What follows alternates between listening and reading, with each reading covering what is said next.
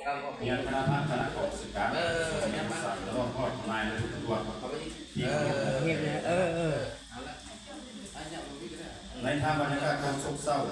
นั่นมันก็ ได้อะไร นับตามัน อยากจะซื้อต้องการจะใส่ยามมีวันของสถาน4 เพลงวันสุรินทร์มื้อนี้การจะตั้งครอบครัวญาติพี่น้องเพื่อนมิตรสหายบรรดาทานบรรดาสหายได้ร่วมเพียรเพียงหน้ากันมาเต้าโฮมในที่นี้เพื่อทำพิธีไว้อะไรแสดงความรู้สึกบุญและอะไรฮักต่อสถาน4 เพลงวันสุรินทร์พนักงานบำนาญอดีตของหัวหน้ากองการขนส่งและต้องสร้างเป็นครั้งสุดท้ายข้าพเจ้าท่านที่ไม่แพงวันสอนได้ทักเกียรติจากคณะพัฒนาการตั้งหน้าให้การจัดตั้งผู้ฝักส่วนก็รวมมาสุภาพหรือกองการขนส่งและต้องสร้างฉะนั้นพิธีสร้างพระศพในวันนี้จะได้ดำเนินเป็น2 ขั้นตอนขั้นตอนที่ 1แม่นพิธีบางกรรมราขั้นตอนที่ 2แม่นทำการไว้อะไรทางประวัติการเคลื่อนไหวของสถานทำผู้สุจินมันสุริพนักงานทำงานอดีตมองกองสถานขนส่งเพื่อเข้าสู่วาระเรียนเชิญ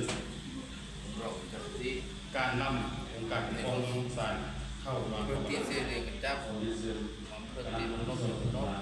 ดี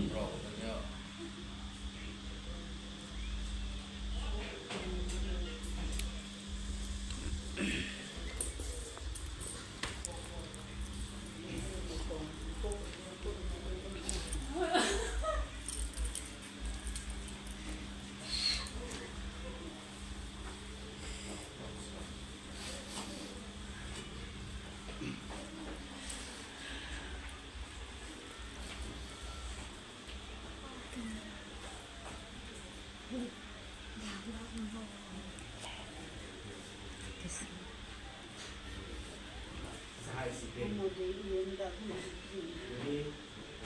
พ่อรักษาเขาพยายามใส่เป็นครั้งสุดท้ายตลอดพัฒนาไปก่อน